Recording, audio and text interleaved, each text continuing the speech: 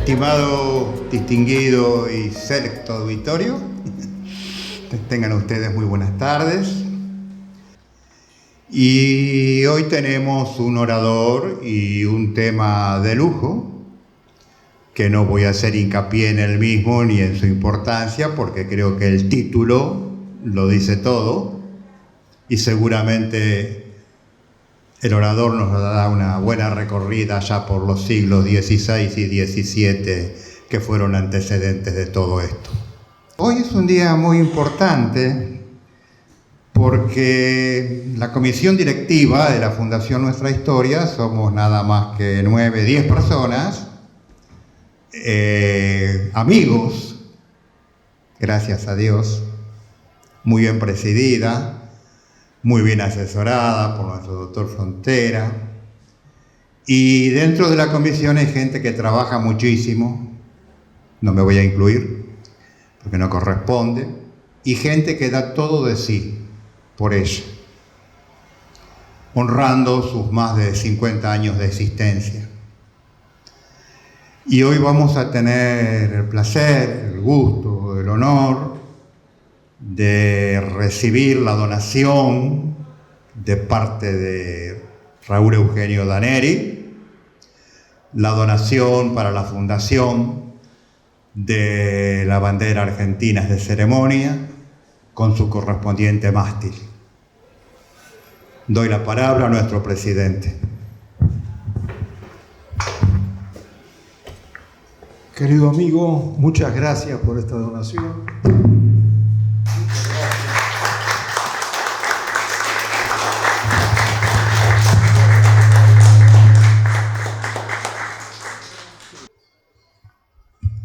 Me toca presentar acá al orador de hoy.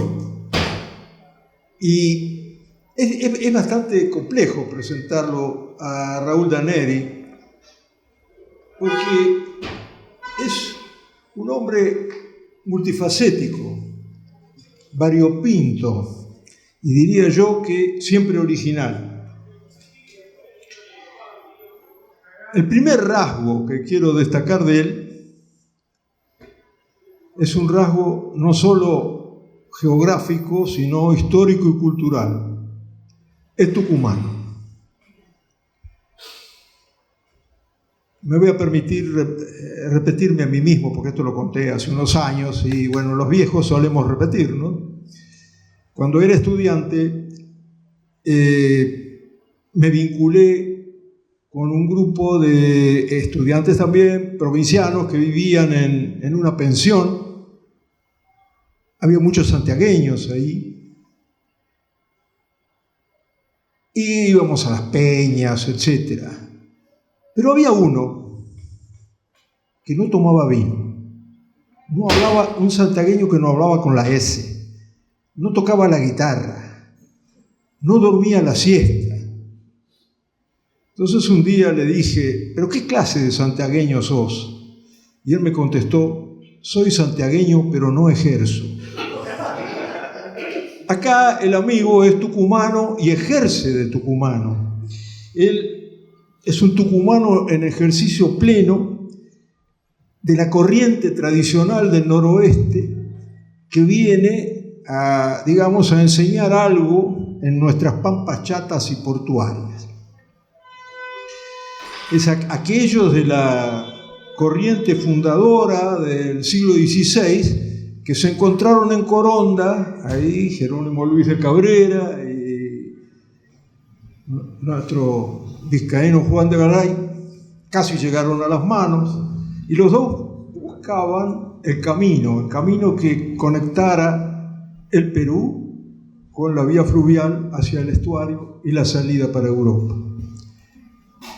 Y estas dos corrientes, estas dos tradiciones necesitan interconectarse y necesitan el ejemplo de esa corriente del noroeste que nos trae el amigo Daneri. Y esto evidentemente se vuelca también en su concepción geoestratégica y en su admiración y comprensión de la empresa del general San Martín a la que mucho se ha dedicado. Entonces, primero tucumano, geográfico, cultural e histórico. En segundo lugar, militar. Desde muy joven, desde que ingresa al liceo militar. Teniente coronel, oficial de Estado Mayor, veterano de la Guerra de Malvinas. Ahora, en él vive y pervive el Regimiento 7 de Infantería de La Plata, Coronel Conde.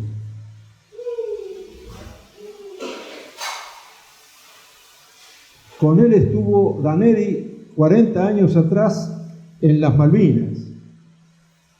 Bajo su estandarte combatió en Monte London, en Wales Ridge. Esto lo ha contado él en una obra muy interesante, De La Plata a Malvinas. Ahí combatieron con los paracaidistas de élite de la OTAN. Él lleva en su pecho las medallas obtenidas,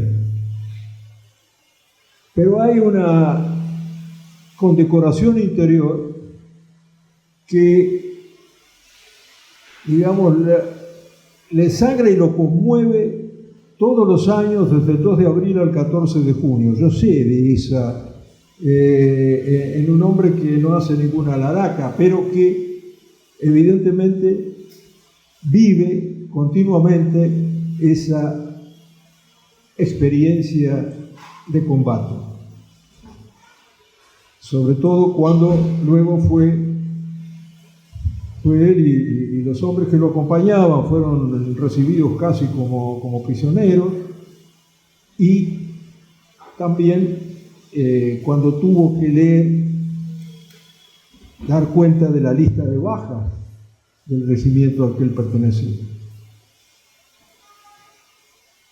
Por otro lado, es magíster en estrategia y geopolítica y licenciado en administración pública, un hombre de estudio. Es historiador, aunque él lo niegue, y ahí está su preciosa recopilación de la correspondencia de San Martín entre 1824 y 1850. Pero además es un hombre de la música y de la lírica, al que estuvo bajo fuego se le pianta una furtiva lágrima ante los problemas de Violeta Valerí o de Floria Tosca o la Margarita del Fausto, sobre todo cuando escucha esas arias cantadas por la excelente soprano que es su hija María. Tiene una gran sensibilidad musical y poética y es autor de un pequeño diccionario de lírica ilustrado. El rasgo final que quiero destacar es su amistad, la amistad que brinda y con la que nos honramos todos los integrantes de esta Fundación Nuestra Historia.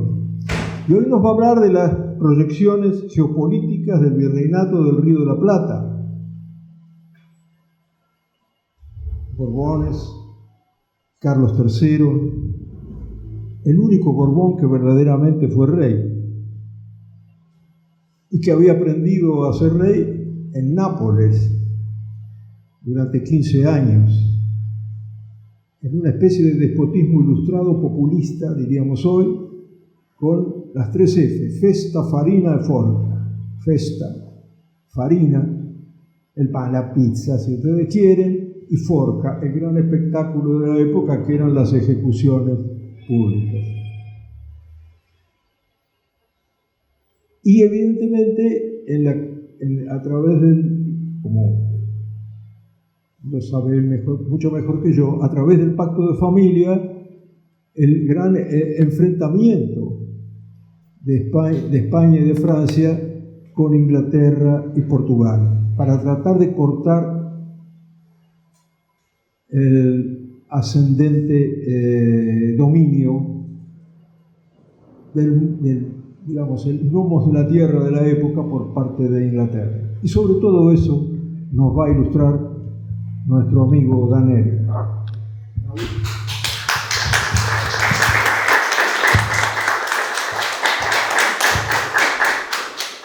Muchas gracias, don Luis María.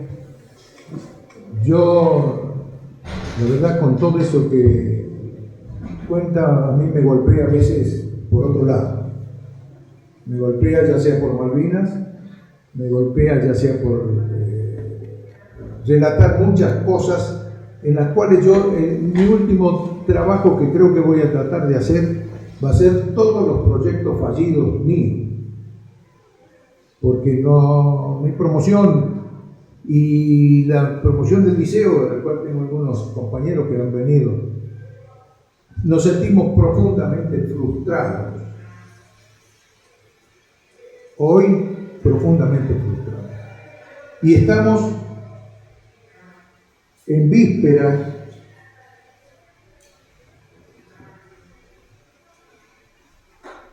de esto que dice acá. Hace 100 años, el filósofo alemán Oswald Spengler decía: son épocas grandiosas las que vivimos, es decir, terribles e infaunas, y no nos es dado modificarlas, solo podremos vivir con humildad o grandeza el camino de nuestra propia vida. Hoy estamos en víspera de pero esto fue hace 100 años, y hoy se repite. Mi intención era decir otras cosas, pero voy, aprovechando las palabras acá de don Luis María, me voy a explayar fundamentalmente en el aprovechamiento de lo que yo aprendí. Por eso digo, no soy historiador, no tengo la certeza o la perseverancia que tienen los historiadores de buscar y hurgar y encontrar aquello que se proponen. Por el contrario, creo que soy más intuitivo y creo que tengo un radar que me dice a mí: esta es la verdad o esto es lo que hay que hacer. De toda mi vida no me arrepiento, salvo de haber perdido la guerra, salvo otras cuestiones familiares particulares, salvo no poder haber brindado más por el país que lo que podía, que debía y que estaba capacitado para hacer. Yo le agradezco a todos ustedes la presencia que me vienen a escuchar a mí. Mi objetivo en esta oportunidad va a ser el siguiente temario. Primero, ponernos en claro con la terminología, porque siempre hablamos y escuchamos a cuánto insulso periodista habla en la televisión y dicen cualquier cosa de cualquier manera y de cualquier forma. Por eso vamos a ponernos en claro con la terminología. Luego vamos a tratar de aplicar una parte de lo histórico, una parte relacionada con la geopolítica. Y para último, terminar después de la creación del virreinato, que es la situación en la cual nos encontramos ahora, que es peor que en esa época. La terminología, y discúlpenme, voy a ser un poco docente porque me castigaron en 20 años de profesorado en la escuela de guerra. Para colmo tenía que enseñarle finanzas públicas. Y si hay algo que los militares no quieren saber es finanzas. Dicen, eso es problema de los oficiales de intendencia. Cuando están equivocados porque es un campo de la conducción. La finanza es un campo de la conducción, por lo tanto, es operación, inteligencia personal, logística, más finanzas. La lógica.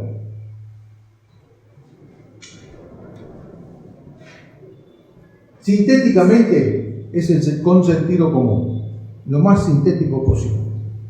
Cuando hablamos entre pares, por ahí nos peleamos por algunas cosas porque no nos entendemos, porque yo digo blanco y el otro entiende que era menos o más blanco que el blanco.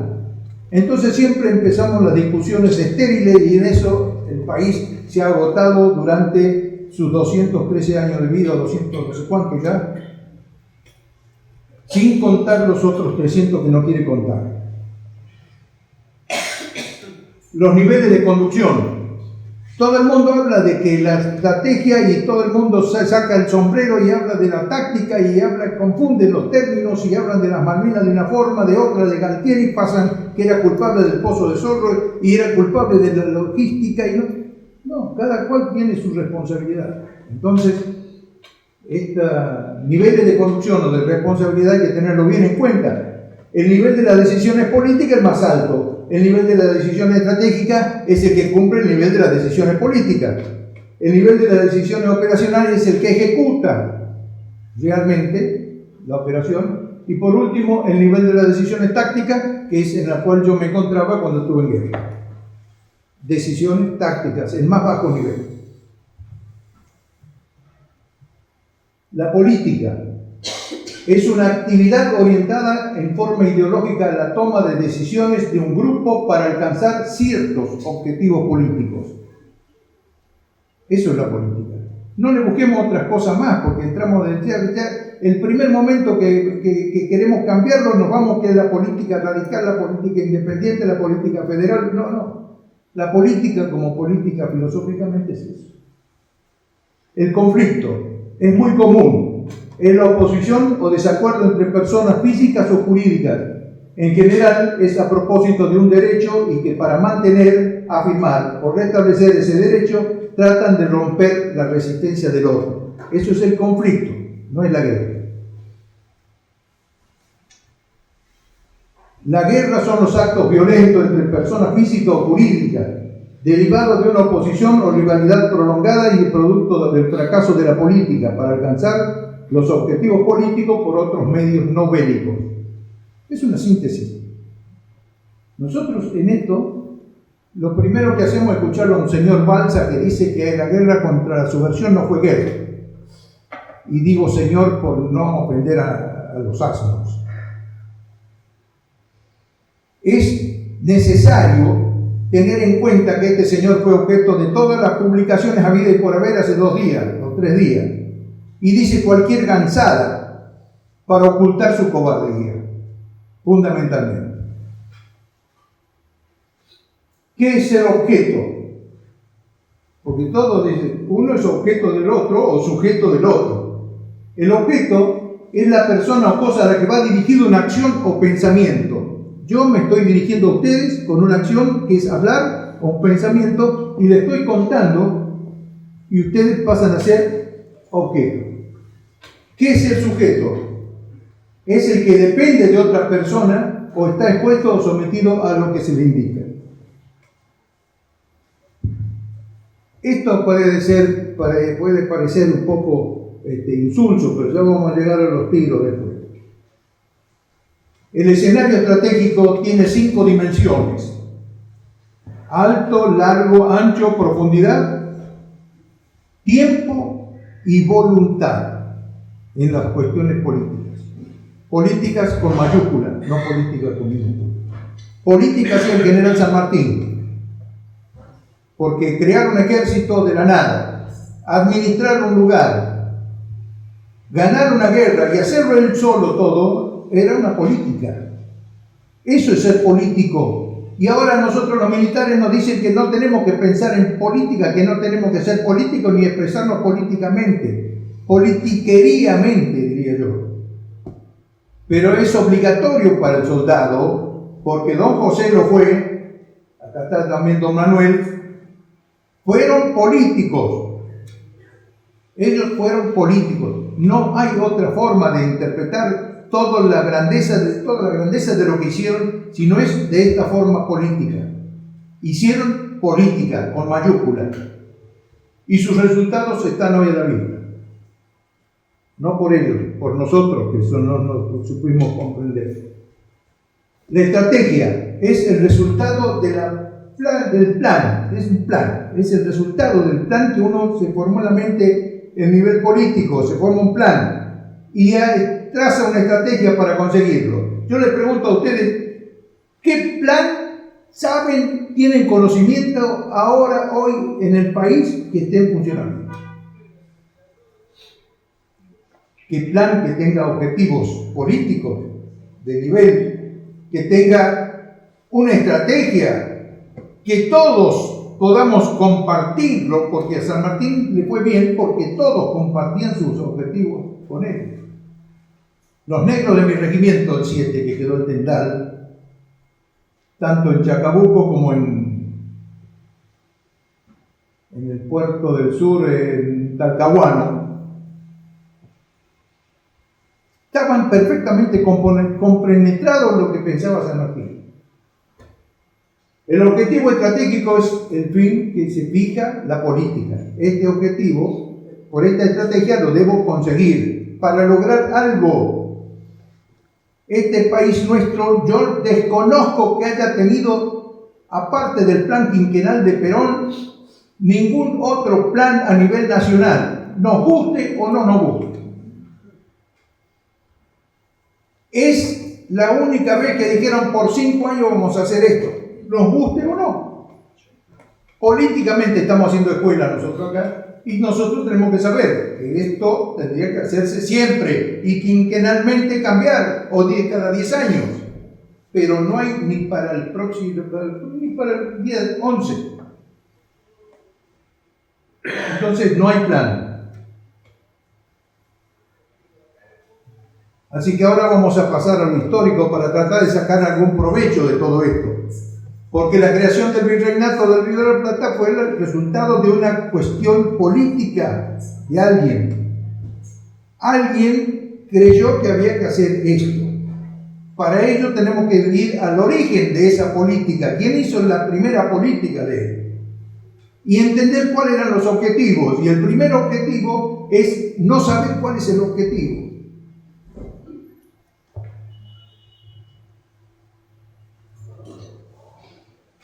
Durante siglos, el Imperio Romano fue dueño del Mare Nostrum, el Mediterráneo. Todas las costas, todos los países, todos los caminos conducían a Roma. Su principal especialidad era los caminos, la seguridad de los caminos y las guardias y tener todas las fuerzas sobre el camino. Esto es chiquito. El Mare Nostrum es el Mediterráneo. Era un objetivo para esa época.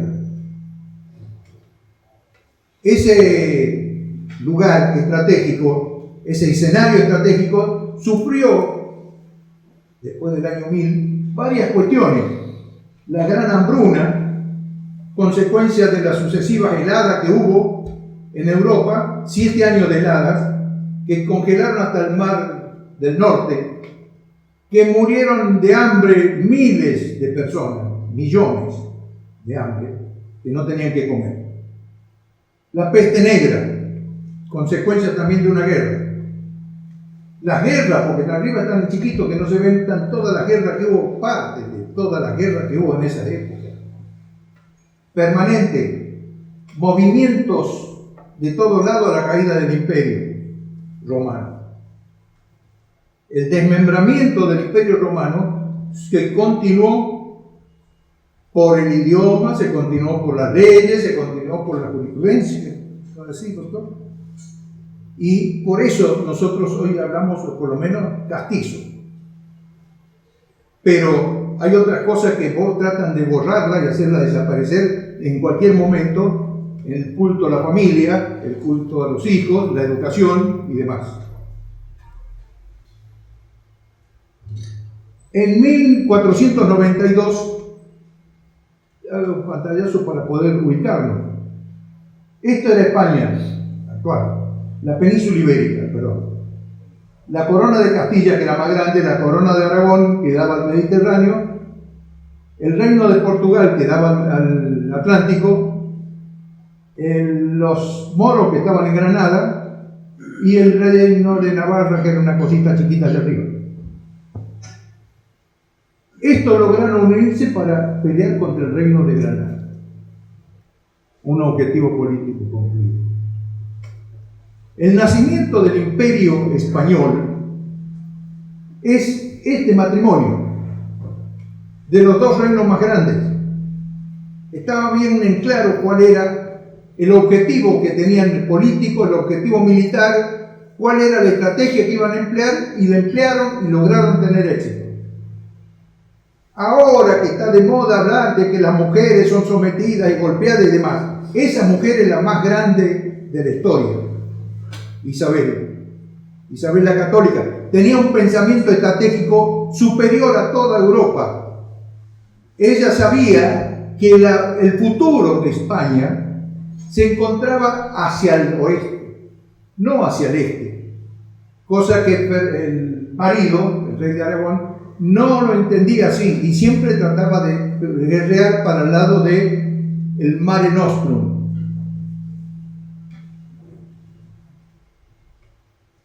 Isabel la Católica es maltratada, normalmente ni se enseña, es maltratada, y es una mujer de una visión geopolítica y geoestratégica enorme.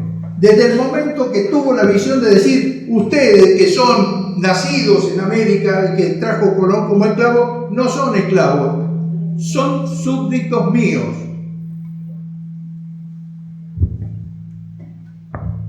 Nosotros teníamos el nivel de súbditos. O sea, esto era el reino de Indias. Esta es la cadena de mando que hubo de los Austrias. Por eso los Austrias figuran de Carlos I y V de Alemania, que era para abajo de la raya amarilla. Los de arriba no eran Austrias, eran castizos, eran aragoneses, eran ibéricos. Pero los de abajo son producto de eso y forman una cuestión especial. Voy a hablar brevemente de cada uno de los primeros. Carlos I de España y V de Alemania. Este buen rey que heredó un enorme imperio.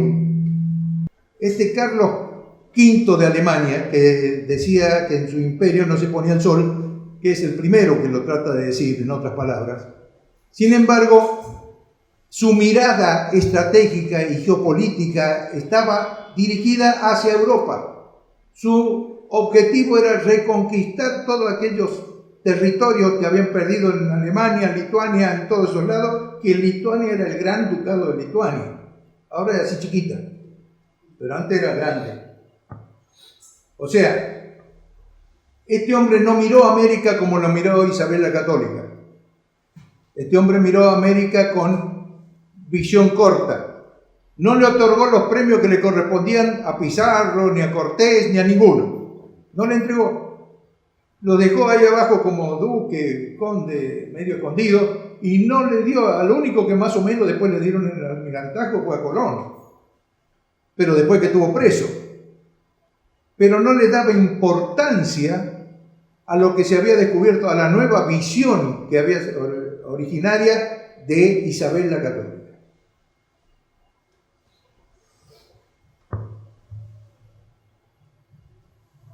El que sigue, Felipe II, a mi entender, el mejor rey que tuvo España,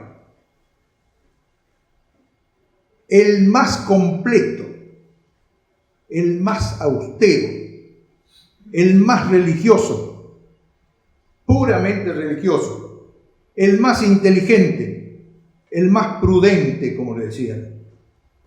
Felipe II es el motor que después de Isabel y de lo poco que hace Carlos V por América, es el que hace el gran trasvasamiento de toda la cultura occidental de Europa a América. Empezando por ¿qué? ¿Qué fue lo más importante que trajo? La lengua, el idioma y la religión. La rueda. Porque acá no conocían la rueda. Entonces, desde la rueda, cuando entramos a valorizar todo lo que significó, moverse desde tan lejos para venir acá y moverse acá adentro en semejantes extensiones que no conocían ni tenían imaginación en Europa de lo que era, pues significó abrir caminos, imponer la religión porque era un estado confesional. El estado de Felipe II gobernaba desde Madrid, no hacía como los otros reyes que hacían itinerantes, que recorrían todo el reino como las langostas, se estacionaban en un pueblo, comían todo y se iban al otro pueblo, comían todo y se iban al otro pueblo. Este dijo, no, yo me quedo en Madrid y los problemas vienen al rey. No el rey va a buscar los problemas. Y eso le significó para él terminar enterrado en un lugar hermoso, que es la tumba del Panteón de los Reyes, pero construido en un monumento, en un palacio de granito. No es un palacio hecho de terracota, es un palacio de granito. Yo vi la bañadera de Felipe II y le aseguro que era más o menos hasta acá. Así, en granito tallado. Y de todas las canteras de España se llevaron granito únicamente, que forma parte del Escorial. O sea que tenemos que ver lo que este hombre era: rey de España, rey de Portugal por equivocación, porque creo que el único error que hizo fue ser engañado por los comerciantes portugueses. Cuando él toma legítimamente Portugal, es porque la nobleza portuguesa, que era comerciante de un imperio que tenía 100 años más que el imperio español, o sea, era más viejo, que era un imperio comercial, que se desarrollaba en las costas de África y en parte de las costas de Asia, que no tenían ciudades ni enclaves profundos, ni participaban para adentro, tierra adentro, sino que estaban en los barcos en la orilla y comerciaban desde la orilla. Eso fue una gran diferencia. El portugués fue el comercial. El portugués es distinto. El portugués que después hereda Brasil, sigue siendo distinto. ¿Por qué? Porque es completamente distinta la geopolítica, la geoestratégica, los objetivos políticos, todo distinto de España. Desde lo más importante que era para España la religión, para Portugal era distinto. En España el rey nombraba a los obispos, y ojo que los obispos no cumplieran como obispos. Ojo que no cumplieran como obispos, porque era muy común decir yo soy obispo y conseguirse el puesto de obispo y pasaba al frente. Pero eso ocurría en otros lugares. La bula que le otorga a Portugal parte de Brasil, las 320 millas, y le agarran una puntita de Brasil que ellos se le extendieron más. Ellos se repartieron franjas de costa. Dijimos, por ejemplo, Nelson, tenés 50 leguas de acá de frente y el fondo hasta donde llegues, hasta los Andes. No tenían organización política como la hizo Felipe II. En época de Felipe II era obligatorio formar los empleados o los administrativos de todo el imperio en Salamanca. Más de 70.000 alumnos tenían. Y esos venían con puestos fijos ya a América. Entonces el trasvasamiento que hace cultural no es trasvasamiento sonso de la rueda solamente. No. La mina de Potosí, que estaban a 4.500 metros de altura, era un lugar inhóspito, que primero se descubrió la plata y después se pudo purificar la plata, porque no había el otro, ¿cómo se llama? Mercurio, para purificarla. Hasta que en Huancavelica aparece el mercurio, entonces pueden hacer la purificación. Entonces, ¿qué hicieron de España? Mandaron 2.000 ingenieros y maestros mayores de obras especializados. Y a lo largo del río Potosí construyeron 36 molinos. O sea que esa película de la leyenda negra que están con el pico los pobres indiecitos golpeando en el suelo y que se cargan la bolsa de piedra a la espalda, eso es mentira. Lo molían arriba en Potosí. Había 36 molinos en 20 kilómetros más o menos. Y ahí salía toda la plata. Lo peor de todo es que dicen que la plata iba a España. No iba toda la plata a España. A España iba una partecita. El 60%, casi el 70%, quedaba ¿en dónde? Aquí. Aquí. Quedaba en la región tucumanesa. Doctor, gracias por reconocerlo. En la región tucumanesa, en Córdoba del Tucumán, en Salta del Tucumán y en Tucumán. Santiago del Estero no le dimos nada porque no merecen. Pero todo eso era para pagar las carretas, los carretones, las carretillas, para pagar la mula, para pagar la comida y para pagar la ropa de los que vivían arriba, que eran como 30.000 que vivían arriba del cerro en Potosí, manejando todos los molinos para obtener la plata. Y toda esa inteligencia que vino, se quedó. Todos los mineros, esos ingenieros que vinieron y demás, se quedaron. Y trajeron a su vez su mochila de conocimientos y lo aplicaron. El Inca Garcilaso creo que relata por ahí, si no me equivoco, relata por ahí que se reunían todos los de la tribu que estaban cerca para ver cómo los españoles hacían trabajar los bueyes. Porque acá lo que tenían eran la vicuña, la llama, qué sé yo, que llevaban 20 kilos, con suerte, y nada más. Entonces, cuando hacían trabajar los bueyes, se juntaban todos, ven cómo trabajaban los bueyes.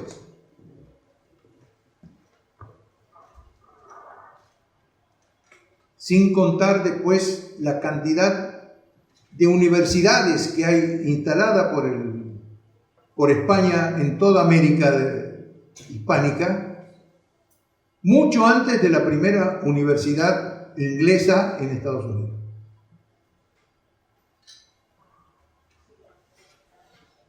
Este era el imperio comercial portugués, toda la costa, todas costas. Iban en barcos y comerciaban de todo. Entre ellos comerciaban esclavos. Los esclavos se los proveían los árabes que los capturaban y se los llevaban a la costa, a la factoría, donde lo cargaban en el barco y se los llevaban para vender. Esto chiquito, cuando miramos el globo, es el Mare Nostrum, el Mediterráneo. La falta de visión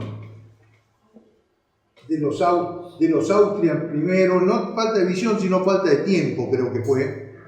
Pero los dos últimos Austrias no sirven ni para ver quién viene. Los tres últimos. No quise ser tan exagerado. Desde el hechizado para abajo se acabó, no había más. Pero ese Mare Nostrum, Carlos I de España, este es de Carlos V. Esto es lo que decía es su concepto de gobierno, ¿no? Hablo en italiano con los embajadores, en francés con las mujeres, en alemán con los soldados, en inglés con los caballos y en español con Dios.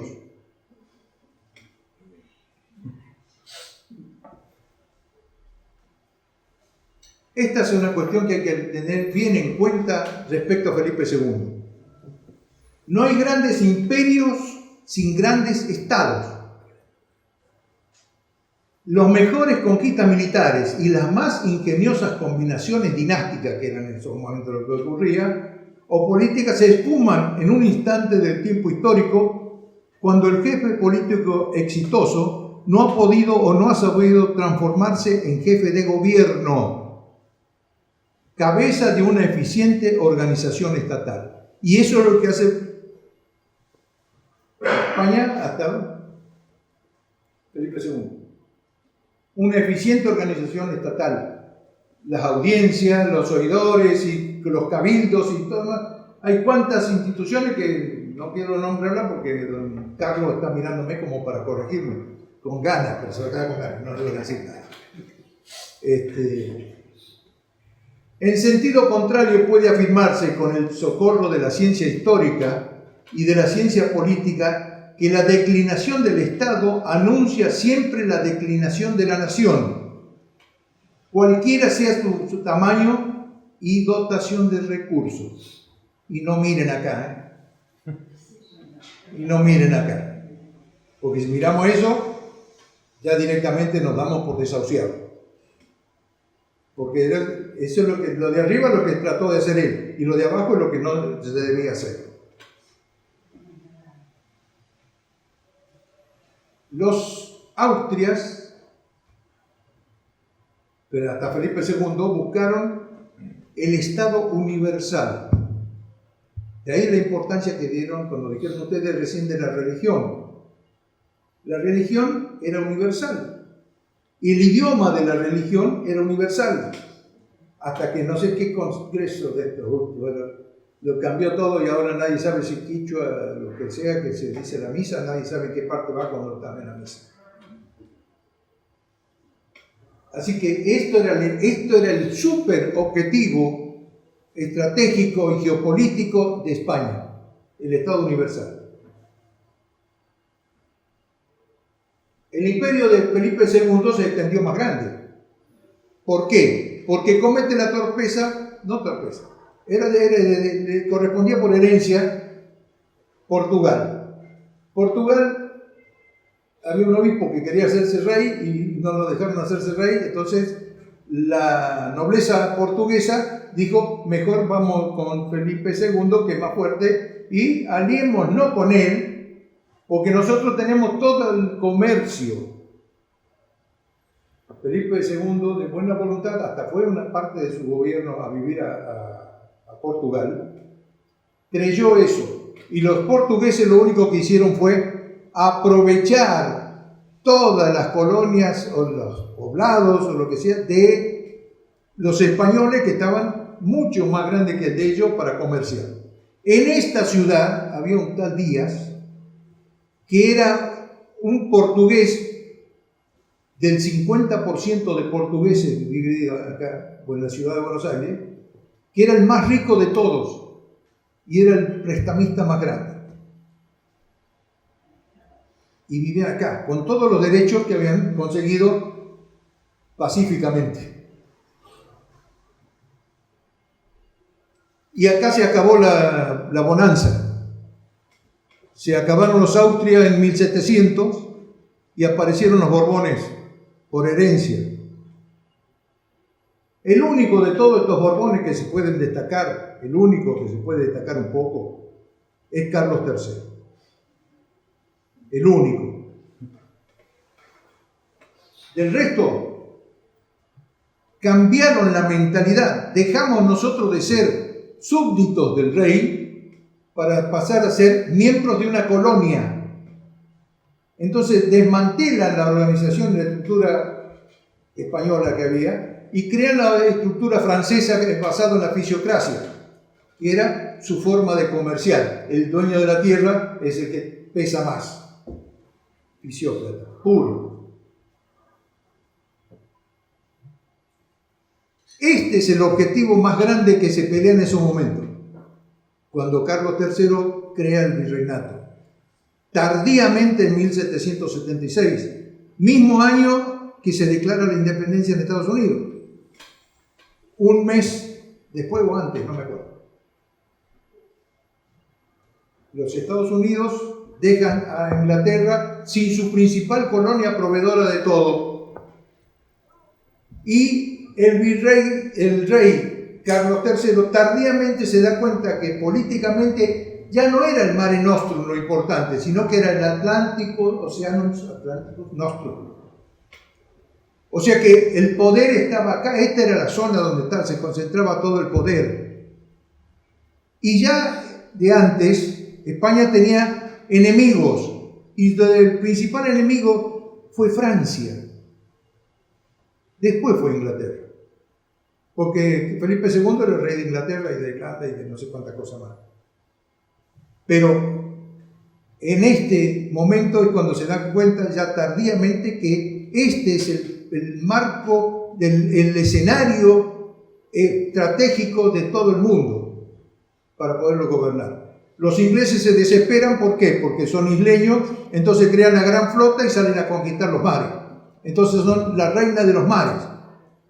Primer traspié que dicen mal, intencionadamente mal, es la derrota de Felipe II de la Armada Invencible, que no la ganaron los ingleses, la ganó el temporal que la agarró la flota. Nada más. Pero como los ingleses son habilísimos psicológicamente en cambiar todo, cambiaron todo. Y ellos fueron los que destruyeron la flota.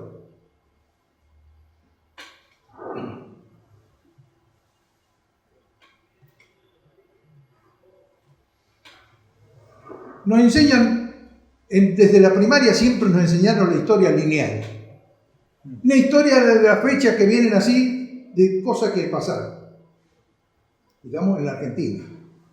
Todos los reyes, vicereyes, presidentes, todo. ¿Quién se ha muerto primero, quién se ha muerto segundo? Todos están ahí, en línea. Pero la historia no es lineal. La historia es entramada. O sea, es distinta la historia nuestra de la historia de África del Sur. Pero puede haber consecuencias porque desde África del Sur vino la primera invasión inglesa. De un almirante que se equivocó, interpretó mal y vino a parar al Río de la Plata a conquistar. Eso son todas las cosas que pasaron en esa fecha. Hay que hacer un entramado de todo eso, porque Napoleón tuvo una gran preponderancia y peso en esa época. Hay que ver cuándo son las fechas de la Revolución de Mayo, con qué coinciden. Hay que ver cuándo prendieron fuego a la Casa Blanca los ingleses que habían reconquistado. Que también, porque los ingleses hicieron una contraofensiva, pero en el año 14 creo que fue. Y fueron, llegaron a la Casa Blanca y le prendieron fuego a todos. Y nosotros seguimos acá mirando el ombligo del mundo, desde acá.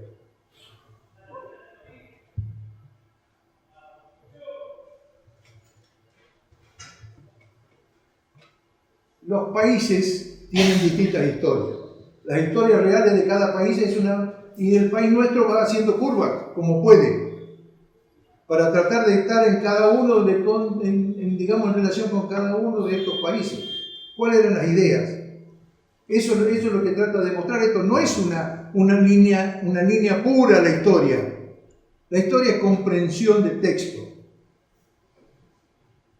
Todos los textos hay que comprenderlos. No hay que pensar solamente en un texto que es el que nos enseñaron.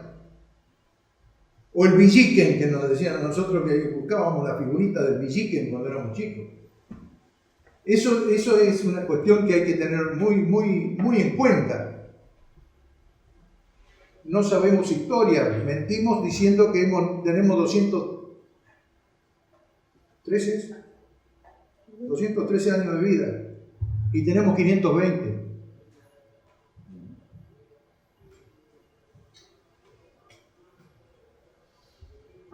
Tras la muerte de la Casa de Austria, la visión de España era el Estado universal, que hizo toda la transferencia tecnológica, cultural, económica, espiritual de la historia más grande de la historia mundial. No existe otro ejemplo de una transferencia de tantas cosas a la vez. La visión económica de Francia es el absolutismo.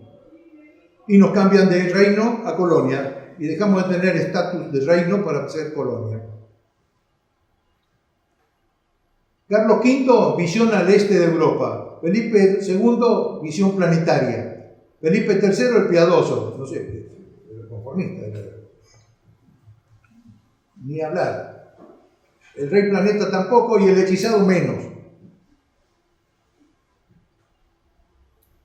Pero entramos a los... Carlos es el único que está en rojo ahí, que es el único que se destaca, Carlos III, por haber interpretado que el objetivo geoestratégico era el Atlántico. Y muerto la Casa de Austria, el cadáver de España se lo tratan de devorar. Primero Gran Bretaña, es la única que tiene flota. Segundo Portugal, que tenía flota comercial. Y aliado de Inglaterra, siempre. Estados Unidos, que si bien dice, nosotros también somos libres, pero no somos tan bonitos como ustedes creen. Entonces, todo eso entraron a despedazar el gran imperio español, a tratar de robarle los pedazos, y se crea la leyenda negra, y se crean todas las cuestiones que hay, y que la gran Inquisición acá en América hacía estrago. Creo que hay 7 juicios, no sé, doctor, leí por ahí que creo que hay 7 insignificantes 7 juicios insignificantes de la Inquisición en América. El rey estaba lejos, quédate allá. Nosotros acá hacemos el gobierno, y acá el gobierno era el gobierno propio. Y por eso nosotros somos herederos de toda esta parte de los Austria, pero no de la parte de los Borbones. Y el origen de la grieta viene con la creación del virreinato, de la grieta actual, porque en esa época el virreinato de Carlos III hace absolutismo y monopolio de todos los productos que salían por el puerto de Buenos Aires y del país. Al hacer absolutismo y monopolio, le cierran las posibilidades de otras cosas. Esa es la causa que el norte del país se pelee con el sur del país. Esa es la causa de que Córdoba tenga la aduana seca. ¿Por qué? Porque los productos que entraban por el Río de la Plata de manos de los ingleses, sobrantes de su gran revolución industrial, en barcos ingleses y en barcos portugueses y contrabandeados, eran tan grandes que los del norte no podían competir. Entonces se fundieron, como ahora, la fábrica de carretas, de carretones, se fundieron la fábrica de barcos que había por Ensenada, por Varadero, por arriba, y otras. Se fundieron las hilanderas porque no venían las telas más baratas y gratis, y el contrabando era más fácil. Y el impuesto lo cobraba la ciudad de Buenos Aires, sí, el puerto de Buenos Aires. Pero sobre todo el contrabando era el problema. El contrabando. Y ese fue siempre la astilla que tenemos nosotros colocada desde el Uruguay.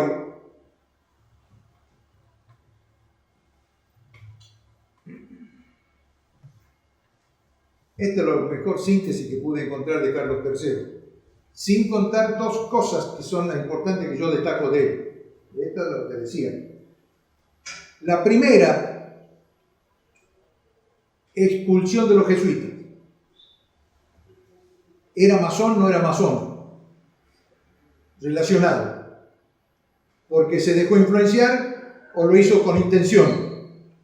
Y la expulsión de los jesuitas a nosotros nos hizo mal porque nos dejó toda la guaranítica región a libre albedrío de los bandeirantes portugueses.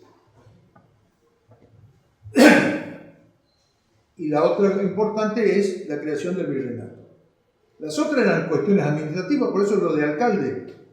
Legislaba sobre hasta el papel higiénico, qué sé yo, de todo, entraba en todo, cuánto podía, los gitanos, cómo se tenían que vestir, cómo tenían que andar, cómo tenían que hablar. Eso fue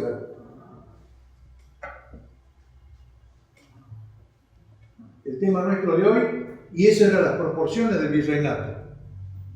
En el globo, esas eran las proporciones del virreinato.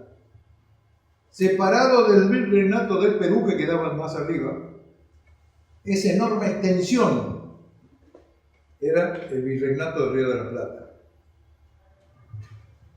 o de Buenos Aires.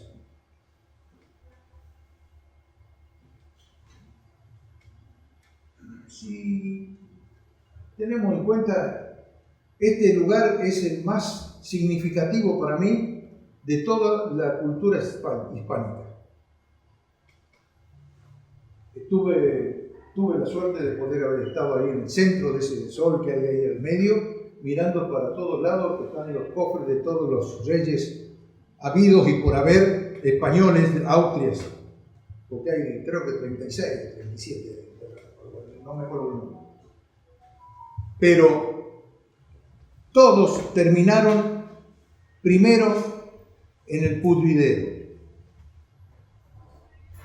que es un sótano que hay al costado abajo de esto, un sótano cercano, donde van a parar todos los reyes muertos por 20, 30 años hasta que se consumen y luego son encajonados en cajones más chiquitos, con la consiguiente pérdida de estaturas. Y los frailes, que son, me parece que son dominicos los que hacen esto, dicen: tan grande fuiste, mira qué chiquito quedas ahora.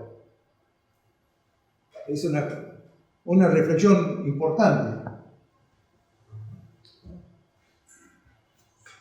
La creación del Virreinato del Río de la Plata nos provocó la República Atlántica versus la República Limeña, en primer lugar, porque la primera pelea fue con Lima. La visión europea versus visión tucumanesa, la que entró por Buenos Aires. Visión liberal versus el interior. Visión civilización o barbarie. Visión unitario versus federales. Visión porteña versus urquicista. Visión liberal versus peronista. Visión tradición versus grancista. Todos estos son resultados que vienen desde aquella época, de la grieta, que los ingleses se encargaron permanentemente de fogonear y echar a leña al fuego. Como hoy mismo hay algunos veteranos de guerra que estaban con la hermana de la Thatcher, porque oro socava lo que el acero funda.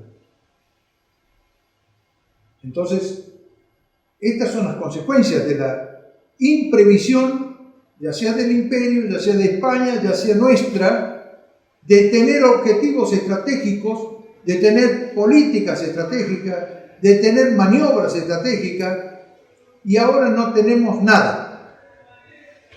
Hoy no tenemos nada. La Primera y Segunda Guerra Mundial se desarrolló allá arriba. En el medio estaba ahí toda la zona del Mare Nostrum, sufrió las consecuencias de Europa. Primera y Segunda Guerra Mundial. Después vino la Guerra Fría. Nosotros ganamos una guerra en la Guerra Fría, militarmente. Pero después perdimos. Hoy tenemos toda la zona del Medio Oriente, sumado a Rusia, China y demás, contra toda la zona de América del Norte, fundamentalmente, porque América del Sur no contamos. ¿Y por qué? ¿Cuál es el objetivo estratégico de esto? ¿Cuál es el objetivo? ¿Cuál es el objetivo más grande que hay en esto? Porque hay muchas cosas, pero el objetivo más grande, ¿cuál es? ¿Qué de Europa? ¿Qué de Europa? El objetivo de esta guerra actual mundial hoy es el gas. El gas.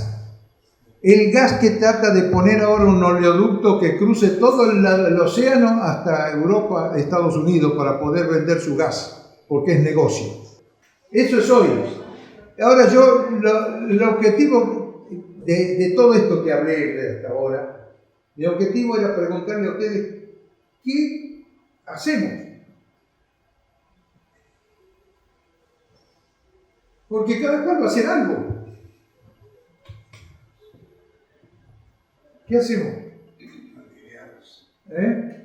¿Qué hacemos? Porque no tenemos plan, no tenemos estrategia, no tenemos tradición. Ahora hasta los gauchos usan otro tipo de bombacha, que lo he visto en un video que hacen folclore, y todo el mundo lo toma como una cuestión natural. La familia se desmorona. No quiero hablar del ámbito militar, citando un señor oficial presente acá, porque el ámbito militar sufre las cachetadas de todos lados. De todos lados, hasta del más imbécil le pega una cachetada. Algunos habremos hecho lo que tenemos que hacer, entonces volvemos a la primera diapositiva azul que vimos, es lo que dijo Spengler. Es lo que dijo Spengler. Son épocas grandiosas las que vivimos, es decir, terribles e infautas. Y no nos es dado modificarlas. Solo podemos vivir con ruindad o grandeza el camino de nuestra propia vida. Bueno, creo que yo termino yo con esto. Perdón, le voy a mostrar el resultado de estos tantos tiempos que hemos hablado.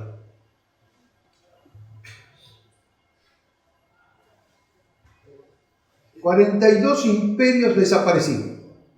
Esto solamente es un muestrario.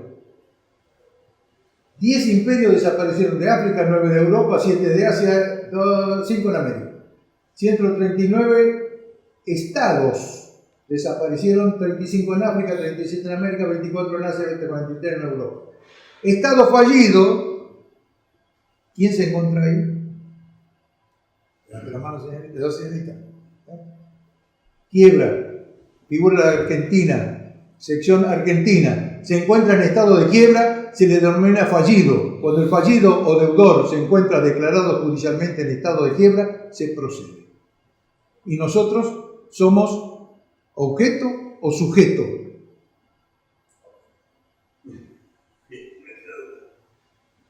Por eso, cuando hablamos, ya les pido, cuando puedan hablar con alguien en alguna cuestión, primero pónganse de acuerdo sobre qué término y qué interpretación tienen los términos que van a emplear. Nos hemos pasado, doctor. Muy bien. Nos hemos pasado, así que Vamos a muchísimas gracias.